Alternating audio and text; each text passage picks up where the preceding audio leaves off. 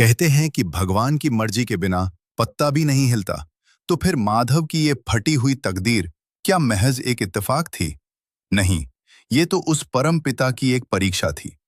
मंदिर की चौखट पर बैठा माधव जब अपनी खाली झोली देखता, तो उसकी आंखों के आंसू भगवान की मूर्ति से सवाल करते, क्या तूने मुझे सिर्फ ठोकरें खाने के लिए बनाया है?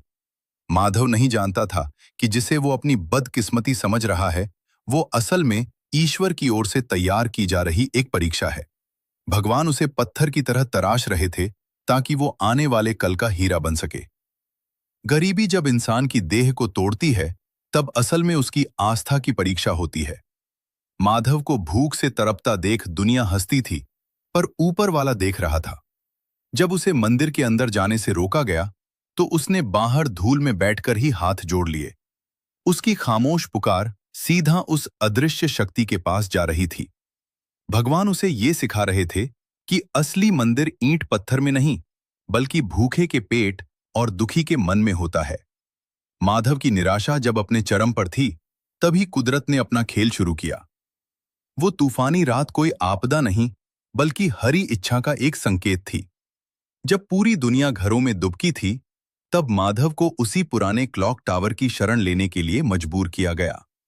क्या ये इत्तेफाक था कि उसी रात बिजली कड़की और उस गुप्त दीवार पर रोशनी पड़ी? नहीं, ये तो उस विधाता का इशारा था। माधव ने जैसे ही वो खजाना और डायरी देखी, उसे एहसास हुआ कि भगवान ने उसे भिखारी नहीं, बल्कि अपनी दौलत का ट्रस्टी चुना है। ईश्वर ने उसे वो सब दिया जो कभी उससे छीना था, पर एक शर्त के साथ, सेवा। माधव अब सिर्फ एक इंसान नहीं, बल्कि ऊपर वाले का हाथ बन चुका था। वो जहां भी मदद पहुंचाता, लोग कहते, आपने हमें बचा लिया। माधव मन ही मन मुस्कुराता और कहता, देने वाला तो वो है, मैं तो बस एक जरिया हूं। उसकी अमीरी ने उसे घमंडी नहीं, बल्कि और भी ज्यादा झुका दिया। उसने उन हाथों को चूम लिया जिन्होंने कभी उसे पत्थर मारे थे। ये माधव की जीत नहीं थी, ये उस ईश्वरीय करुणा की जीत थी जो हर जीव में बसती है।